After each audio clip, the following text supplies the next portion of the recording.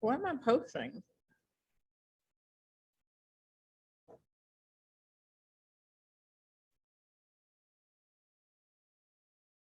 Hi.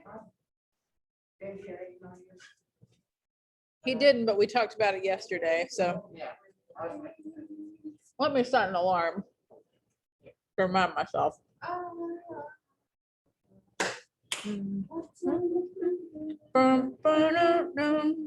Hey, Hayward.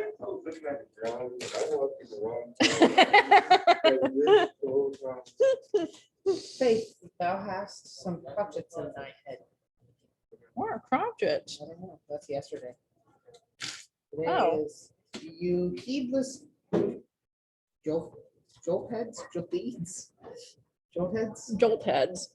you heedless jolt heads and unmannered slaves. It's rough. Meaning of the shrew.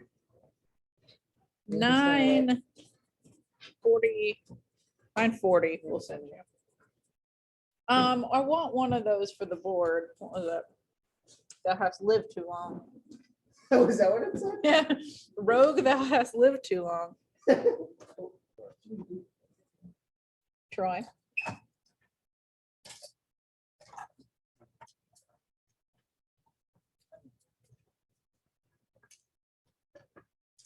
Yeah, there you go.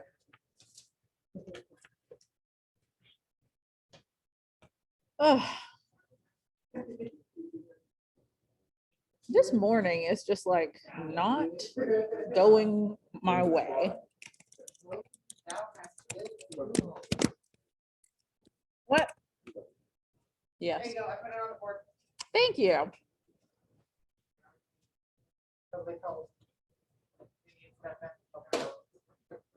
Rogue. It's like scoundrel. Bad guy.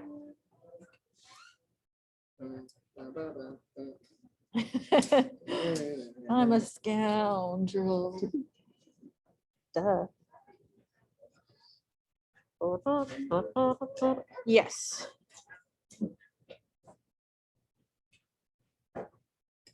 That's modern art, dude. Very nice. Man, my coffee spilled out in my backpack today. And so my bag smells bad. It ruined Smells some really things. good, actually. Well, like coffee smell, like fresh coffee smells good, but like coffee on things, like if you drop it on yourself or something, that smells bad. And so I'm gonna have to wash that whole thing. Didn't get as much coffee as I'm used to. It's definitely not 12 ounces.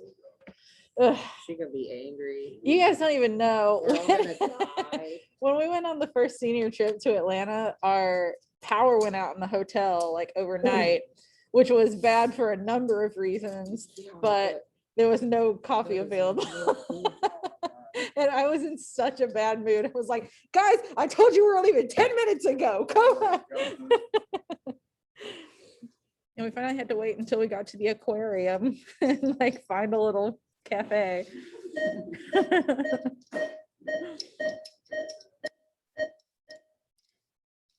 So you're a tough guy, like a really rock guy, just always so puff guy, just can't get enough.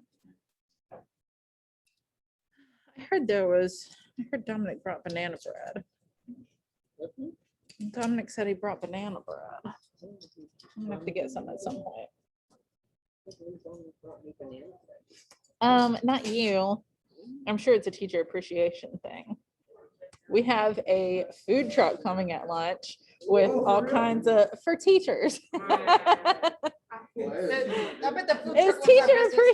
I appreciation bet the day. food truck wants our business. I know. I taught a class here at a Lego.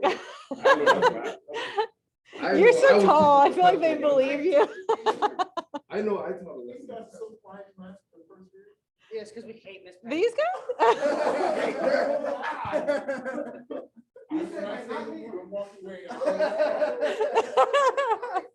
Oops.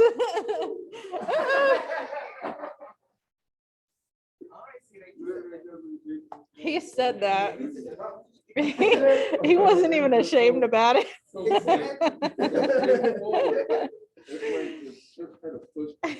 It was like he was waiting to say it.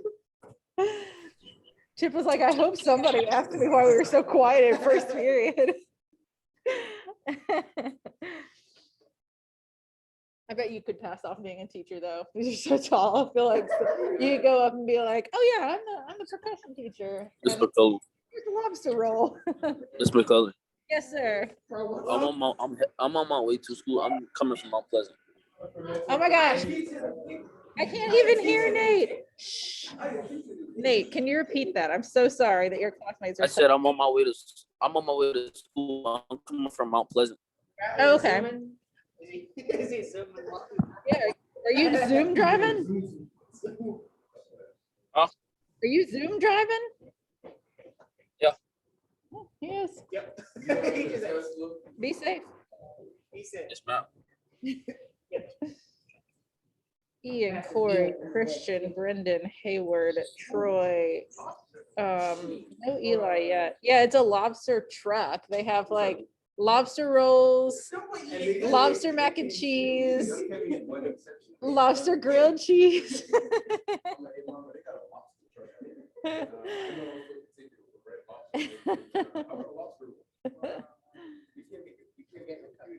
This is and like I would never be able, like it's like $23 for a lobster roll. So like if they weren't paying, if the school wasn't paying, I'd never be able to eat there on a teacher's salary. Are you kidding?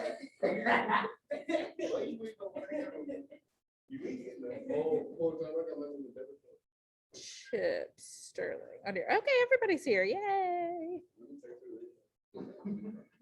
Okay, so I said that Tuesdays and Thursdays are going to be reading days, and primarily they are, but I think what we're going to do today is just try to finish Act 1, and then I'll leave y'all an assignment to do. I'm not going to be here Monday, so I'm going to leave y'all an assignment to do appointments and things.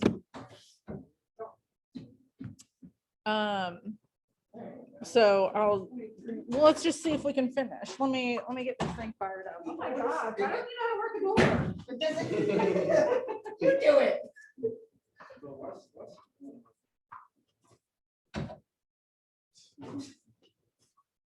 I think you just got too excited about The it. door handle twists like a time and a half before it's ready to close. I don't know what to tell you. Seemed to work okay for me. You're a witch. I've been called worse.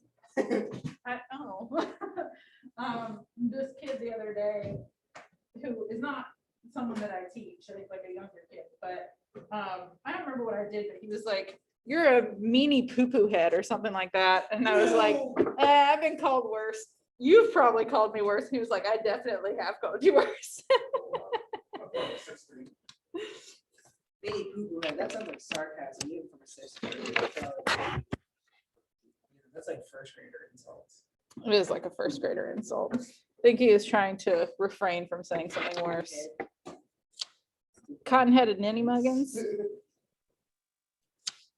So you're a tough guy, like you really rough guy. What is he? Hmm? What is that?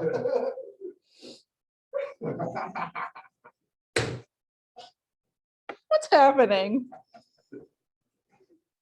I don't trust any of y'all as far as I could throw you. All right, let's get this going. And then I'll share my screen. I think I'm just going to turn my video off so that goes away. What's going on? Why are y'all so giggly? Oh my God. You're like 5 years old right now. Oh my God. Okay. So where we left off yesterday, Jack and Algernon know about each other's separate identities, but Jack is like, hey, we should kill off our aliases. I'm going to kill off Ernest, my fake brother, because Cecily, my ward, which is kind of like a niece or something, is interested in him romantically, and that's not okay because he's not real. But the more I talk about him, the more she's like, ooh, he seems like somebody who's up my alley. And he's going to propose to Gwendolyn, or Gwendolyn, as Corey read it yesterday. So he's trying to propose, and she's like, thank God your name is Ernest, because I always thought I would marry a man named Ernest. That's such a nice name. You can really trust men named Ernest. And he's like, but if that wasn't my name, it'd still be okay, right? And she's like, no, no, it wouldn't be. He's like, well, what about Jack? And she's like, look, plain, I don't like it. And so the issue, of course, is that his name is not Ernest and that it's Jack. So where we left off yesterday, I think it was right here where Gwendolyn said, I adore you, but you haven't proposed to me yet. Nothing has been said at all about marriage. The subject has not even been touched on. So we're going to pick up with Jack and Gwendolyn, Sterling and Corey, right at this question, this very important question. Well, may I propose to you now? I think it would be admirable or opportunity, and to spare you any possible disappointment, Mr. Worthing, I think it would be only fair to tell you quite frankly beforehand that I fully determined to accept you. Gwendolyn. Yes, Mr. Worthing, what have you got to say to me? You know what I've got to say to you. Yes, but you don't have to say it. Gwendolyn, will you marry me? No. Absolutely not. Of course I will, darling. How long have you been about it? I am afraid that you have very little experience in how to propose. My own one. I have never loved anyone in the world but you. Yes, but men often propose for practice. I know my brother Gerald does. All my girlfriends tell me so. What wonderfully blue eyes you have, Ernest. They're quite blue. I hope you always look at me just like that, especially when there are other people present. I just wanted to point out before Lady Bracknell enters, who I read yesterday, but you said you would be Lady Bracknell. So, but I just want to point out that like this kind of quick, silly wit is really characteristic of Oscar Wilde and of plays back then, and basically of literature at all in the Victorian era. Like he spent all this time saying like, I want to propose to you. And she's like, I know you do. Like, we've talked about it. And he's like, well, should I? And she's like, just do it already. And he finally does. And she's like, you took a long time. And, but yes, of course I'll marry you, my own one. So just like silliness, which is fun. Enter Lady Bracknell. Oh, Lord. That's a lot of words, man. Is it? She's a big snob, by the way. Oh, have fun. All right, hold up. Perfect for Brendan. I am not snowy. She was the one that yesterday she was she the one that said women shouldn't flirt with their husbands? Or that was you. I think it was when we were having a conversation, but she was saying all this stuff about like what poor people shouldn't do and stuff. She's a big rich snob. Shouldn't live. Troy's the biggest snob of all. Kill all the poor people. I shouldn't be recording this. Just kidding. Don't kill the poor people. I am a poor people. I'd be dead. Okay, Lady Bracknell. No, I got like $45 training. What am I talking about? Oh, hang on. Wait. Oh, up here. Yeah, up here. Oh, okay. Mr. Worthing? Mm-hmm. Mr. Worthing arrives here from this semi-recumbent, Mm-hmm. recumbent posture. It is most Indecorous. most indecorous. Basically, he's like kind of laying down, and she's like, "That's rude. Get up." Oh. Work hard. Have I ever come into work tired? I'm tired all the time. Like I've never Right now. not come into work tired. Work hard, much more sleep. Yeah, sometimes I take naps in that chair back there. I can't do this all day long. Are you kidding me? You fell asleep in the bathroom? Were you- I have several. Wait, hold questions. on. You tell me Christian fell asleep in the bathroom? Troy fell asleep in the bathroom. Troy, oh my God. And Oh, like, I have no. several questions, but I don't think I actually want to know the answer to any of them. So that's just now. That's why he was gone so long. Wait, you fell asleep in the bathroom today? Yeah, like just now. Wait, Troy just fell asleep in the bathroom? Yeah, he just came back from the bathroom and he was asleep in there. Oh, really? Listen, it's better than the person I was telling y'all about who like was working out in the bathroom. Like that's weird. It's still weird that you fell asleep in the bathroom, but like, Very.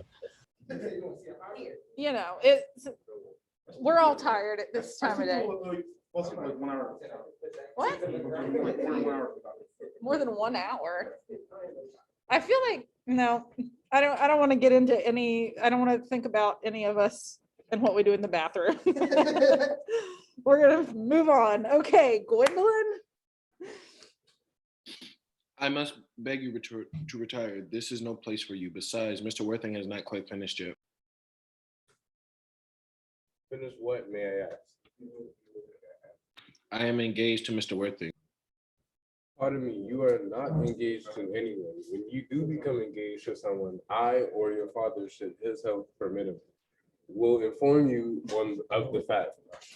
An engagement should come on a young girl as a surprise, pleasant or unpleasant, as the case may be. It is hardly a matter that she could be allowed to arrange for herself. And now I have a few questions to put To you. to put Just to to you. ask you.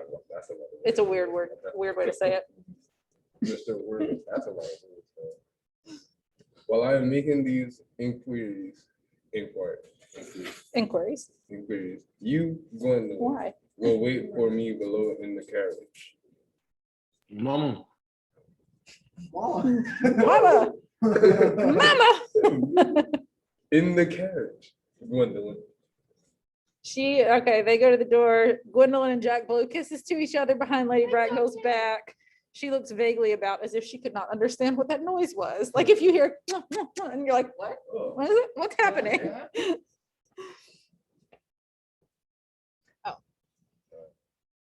Gwendolyn, the carriage. Yes, Mama. You can take a seat, Mr. Word. Thank you, Lady Bracknell. I prefer standing. I feel bound to tell you that you are not down on my list of eligible young men, although I have the same list as the dear Duchess of Bolton has. We work together, in fact. However, I am quite ready to enter your name, should your answers be what a really affectionate mother requires. Do you smoke? Well, yes, I must admit I smoke. I'm glad to hear it. A man shall always have an occupation of some kind. There are far too many idle men in London as it is. How old are you? 29. A very good age to be married at. I have always been of the opinion that a man who desires to get married should know everything or nothing. Which do you know? I know nothing, Lady Bracknell. I am pleased to hear. Wow. I do not approve of anything that tampers with natural ignorance. Ignorance is like a delicate, exotic fruit. Touch it and the bloom is gone. The whole theory of modern education is radically unsound. Fortunately, in England, at any rate, education produces no effect whatsoever. If it did, it would prove a serious danger to upper class and probably lead to acts of violence and govern The son of Grosvenor, I think. Grosvenor Square. What is your income? Between 7 and 8,000 a year. In land or investments? Investments, chiefly. That is satisfactory. What between the duties expected of one during one's lifetime and the duties exacted from one another's death? Um, Land has ceased to be either a profit or a pleasure.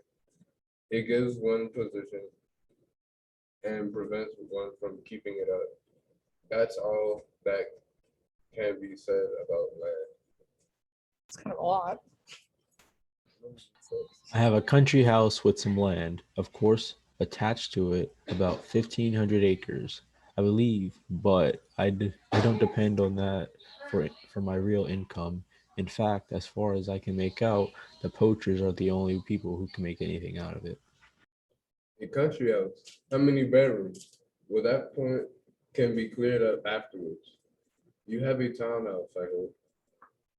A girl with a simple, unspoiled nature like Gwendolyn could hardly be expected to reside in the country.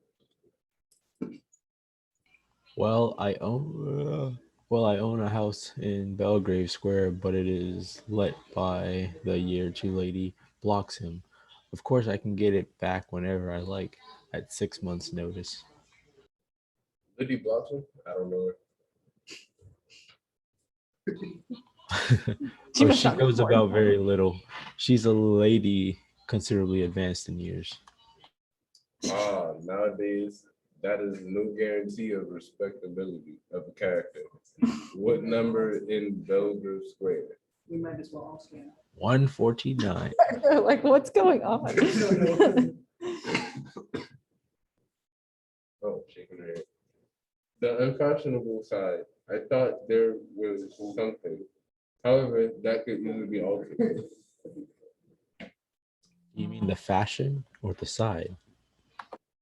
If necessary, I presume. What are your politics? Before we continue, when she was talking about land, you were like, this doesn't make any sense. And like, it really doesn't. Like, everything she's saying is super contradictory and like assuming a lot about herself. Like, just now she's like, oh, well, your house is not on the fashionable side of London, but we can change that. And he's like, are we going to change what side my house is on or what side's the fashionable side? She's like, either one, both, who cares? We'll do it. I have the power to do these things. And like everything she says, even like the smoking thing, like, do you smoke? Yes. Good, because everyone should have some kind of hobby. Like, what? She's giving him a proper grilling. Why the character I have wide? What? Why the character I have supposed to be wide lying? Lying? Known for lying. The character I have Wayne. Is he? So he told me still, and he lied to. Oh, he said, don't they say something in the beginning about like how servants can't be trusted or something like that? And you're the manservant, so. That's nice. Yeah, That's man. It's funny because friends when they're know about the lie and the lie. Francis never knew if you were lying or not Friends would lying. never I know. just assume you're lying all the time. None of you guys would know about lying or not. I can say I fell asleep back no one would know about that's true. I think No one you're. knows that's true. That's true. Like, why would you make up that you fell asleep in the bathroom? Who would know that? I mean, no one would know. Nobody's in the bathroom with you, but like, why? Nobody would know of a lie or truth like that. Troy does not have to lie to make himself more interesting. Like, he's a lot of things, but he's definitely interesting. Like, he's. I'm a sort of. I'm a preacher. You're a preacher? I'm a preacher. No, Not because I'm- no. You're not. I don't subscribe to that religion, whatever that is. You're so weird. I can't believe I'm the thing. you said I was weird yesterday just because I was like, twins, we both went to the dentist. And now you're like, I'm a preacher. I'm an alien. I fell asleep on the toilet. What? I'm the thing. So weird. Let's continue. I don't know what's going on here. Well, I'm afraid I really have none. I am a liberal unionist. Oh my gosh.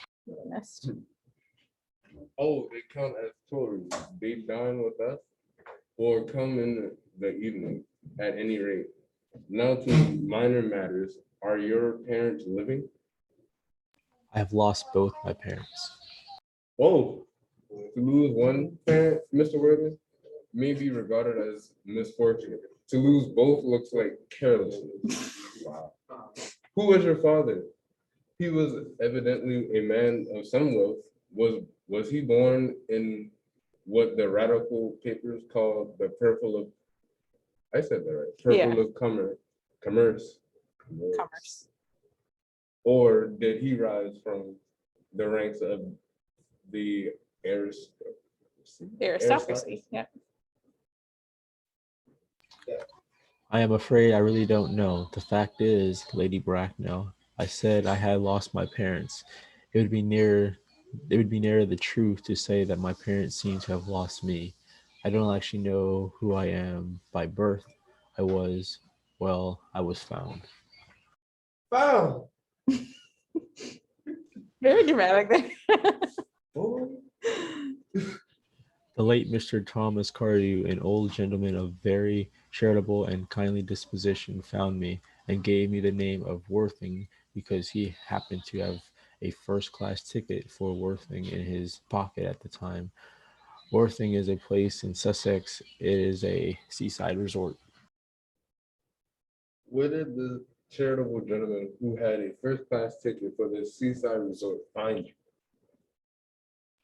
In a handbag. A handbag. Yes, Lady Bracknell, I was in a handbag, somewhat large black leather handbag with handles to it. An extraordinary handbag, in fact.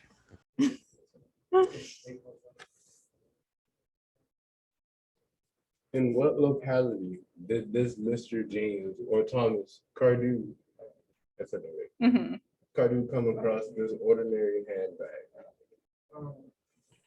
In the cloakroom at Victoria Station, it was given to him in mistake for his own. The cloakroom at Victoria Station? Yes, Brighton Line. I know about this. Also me. The line is immaterial. I said that right. Yeah, immaterial. The line is immaterial, Mr. Worthington. I confess I feel somewhat bewildered by what you have just told me. To be born or any rate bred in a handbag, whether it had handles or not, seems to me to display a contempt for the ordinary Decencies. decency of family life, that reminds one of the worst excuses of the French Revolution. And I presume you know what the unfortunate movement led to. As for the particular locality in which the handbag was found, a cloakroom at a railway station might serve to conceal a social indiscretion. No discretion. Has probably indeed been used for that purpose before now, but it could hardly be regarded as an assured bias for a recognized position in good society. Okay, just before we continue, she's saying a lot of stuff that is very like placing the blame on him for something that's entirely not his fault. Like at first when he says both my parents are dead, she's like, well, that seems like you were kind of careless then. If one of your parents was dead, then that would be sad. But if both of them are dead, it seems like maybe you are being careless with your parents. And then he's like, well, to be fair, I don't actually know who my parents are. I was found in a handbag at the train station when I was a baby. And she's like kind of scandalized by it. She's like, that shows a disregard for normal family life, despite the fact that like the baby can't really, he doesn't have an opinion about it. He had nothing to do with it. But it also just shows like she is very much an example of like what Victorian society would look like. And we know that they place a lot of emphasis on marriage and family and like domesticity. And she just feels like he's not into those things, or like he's not a good example of those things. So she's a little bit scandalized by it.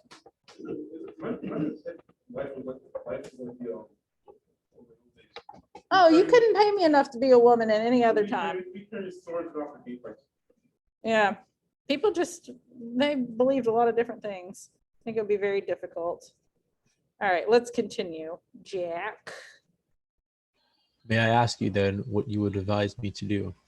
I need hardly say I would do anything in the world to ensure Gwendolyn's happiness. I would strongly advise you, Mr. Worthington, to try and acquire some solutions as soon as possible, and to make a definite answer to reduce at any rate or parent, either sex, before the season is quite over. You need to get yourself some parents. That's what she said. I'm like, well, what are you supposed to do? Oh, sorry, I don't know how I did that.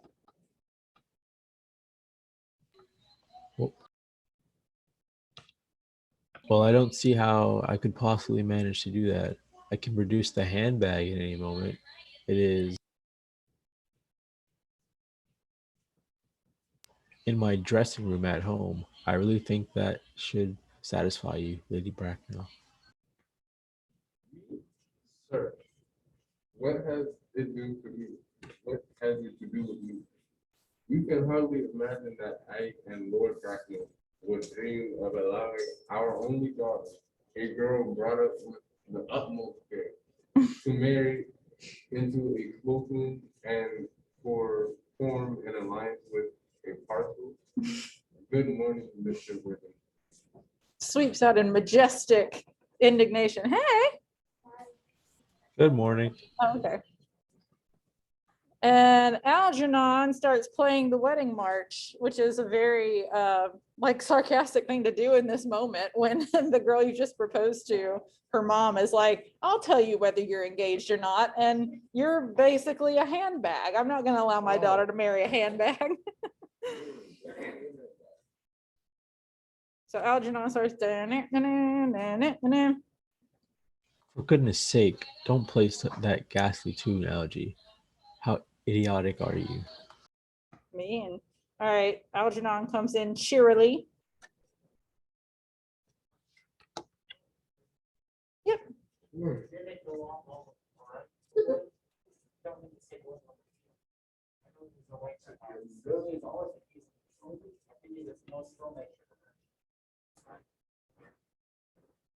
Oh, Gwendolyn is as right as a trivet. As far as she's concerned, we are engaged. Her mother is perfectly unbearable. Never met such a gorgon. I don't really know what a gorgon is like, but I am quite sure that Lady Bracknell is one. In any case, she is a monster without being a myth, which is rather unfair. I beg your pardon, Algie.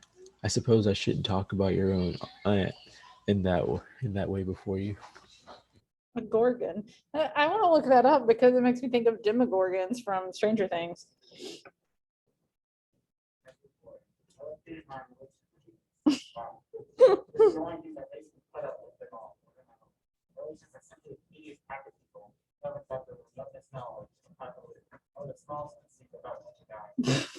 That's a hilarious line, actually. Oh, that is nonsense. Well, I won't argue about the matter. You always want to argue about things.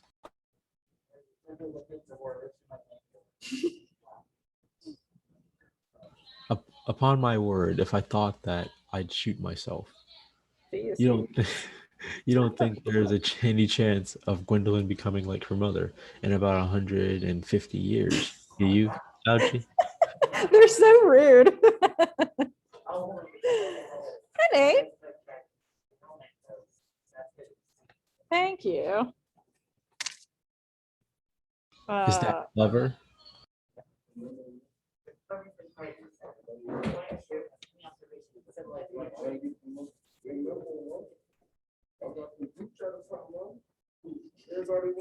Calm down, calm down. Pay attention. I am sick to death of cleverness. Everybody is clever nowadays. You can't go anywhere without meeting clever people. The thing has become an absolute public nuisance. I wish to goodness we had a few fools left. I should extremely like to meet them. What do they talk about?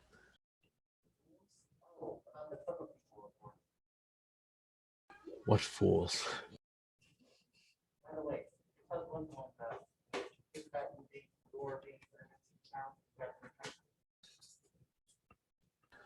My dear fellow, the truth isn't quite the sort of thing one tells to a nice, sweet, refined girl. Oh, What extraordinary ideas you have about the way to behave to a woman. so we gotta let Ian go. Anybody else want to read Algernon? Algernon? Anybody? Okay, I'll read Algernon. What extraordinary. Oh yeah, I love that line too. The truth isn't quite the sort of thing one tells to a nice, sweet, refined girl.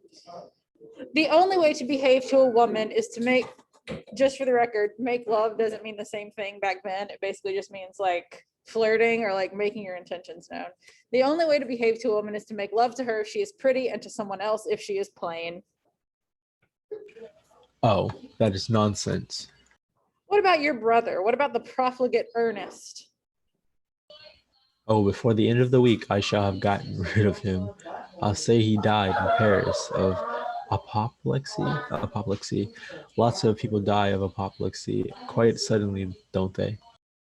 Yes, but it's hereditary, my dear fellow. It's the sort of thing that runs in families. You'd much better say a severe chill. You are sure a severe chill isn't hereditary or anything of the kind? Of course it isn't. Well then, very well then. My poor brother, Ernest is carried off suddenly in Paris by a severe chill that gets rid of him. But I thought you said that Miss Cardew was a little too much interested in your poor brother Ernest. Won't she feel his loss a good deal? Oh, that is all right. Cecily is not a silly romantic girl, I am glad to say. She has got a capital appetite, goes long walks, and pays no attention at all to her lessons. I'd rather like to see Cecily. I will take very good care of you. She is excessively pretty, and she's only 18, only just 18. Have you told Gwendolyn yet that you have an excessively pretty ward who is only just 18? Oh, one doesn't blurt these things out to people. Cecily and Gwendolyn are perfectly certain to be extremely great friends. I'll bet you anything you like that half an hour after they have met, they will be calling each other sister.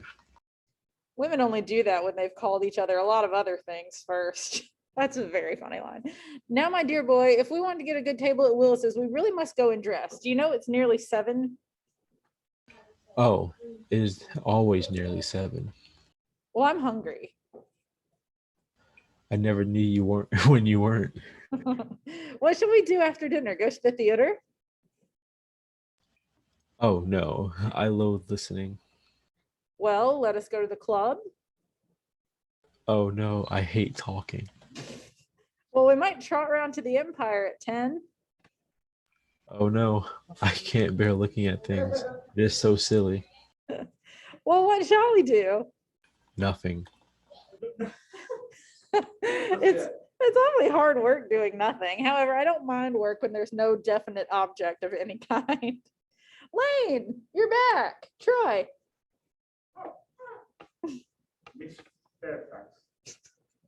Gwendolyn, upon my word. Algie, kindly turn your back. I have some very particular to say to Mr. Worthing. Really, Gwendolyn, I don't think I can allow this at all.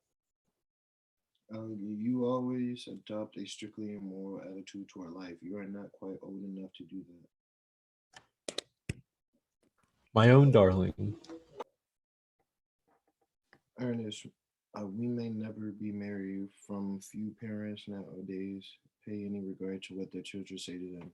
The old-fashioned respect for the young is fast and dying out. Whatever influence I have over my mama, I lost at the age of 3. But although she married someone else and married often. Nothing that she can possibly do can alter my internal devotion to you. Dear Gwendolyn. The story of your romantic origin as related to me by Mama, with pleasing comments, has naturally stirred the deeper fibers of my nature. Your Christian name has been irresistible fascination. The simplicity of your character has make you an exquisitely. What does that say? Exquisitely incomprehensible. Incomprehensible to me. Your town address at the Albany. I have. What is your address in the country? The Manor House, Wilton, Herefordshire, yeah, Herefordshire. Hold on, I have to I'll be right back. Okay. So Algernon has been listening, and he writes down the address on his shirt cuff. That's interesting. But clearly he didn't know where Jack's country house was, and now he does, and probably is going to get up to no good with it. There is a good postal service, I suppose. It may be necessary to do something desperate. That, of course, will require some serious consideration. I will communicate with you daily. All right, Sterling's not back yet. My own one How long do you remain in town? till Monday. Good. You may return around now. Oh God, I'm both. Thanks, I've turned around already. You may also ring the bell. You'll let me see you to your carriage, my own darling. Certainly. Lane comes back. And Jack says, I will see Miss Fairfax out. Yes, sir. Jack and Gwendolyn go off. Lane presents several letters to Algernon, bills presumably, and then Algernon tears them up. A glass of sherry, Lane. Yes, sir. Tomorrow, Lane, I'm going bunburying. Yes, sir. I shall probably not be back till Monday. You can put my dress clothes, my smoking jacket, and all the Bunbury suits. Yes, sir. I hope tomorrow will be a fine day, Lane. No, it is, sir. Lane, you're a perfect pessimist. I did best to get that question, sir. Oh God, wait. Sterling, are you back? Dang. Nate, while Sterling's gone, will you read Jack? The sensible, intellectual girl, the only girl I ever cared for in my life. Oh, I'm a little anxious about poor Bunbury, that's all. If you don't take care of your boyfriend one day, you'll get into serious scrape someday. I love scrapes. They're the only things that are never serious. Oh, that's nonsense. That's nonsense.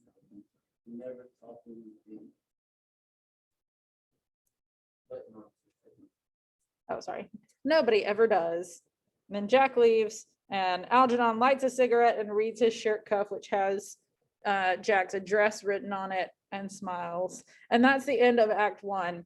So obviously really silly.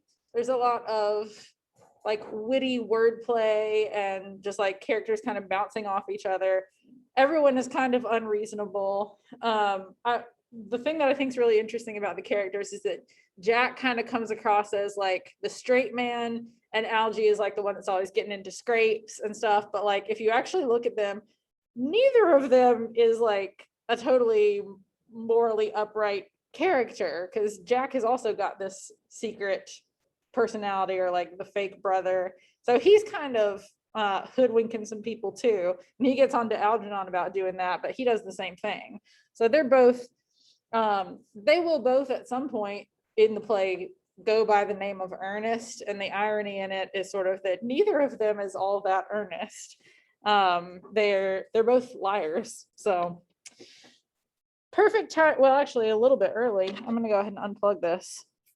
But I'm gonna go ahead and let us go for today. Kevin Patton will be here Monday for me, and you'll just have like a very short assignment. It's like 2 questions to answer. So hope everybody has a good weekend. I'll see y'all Tuesday.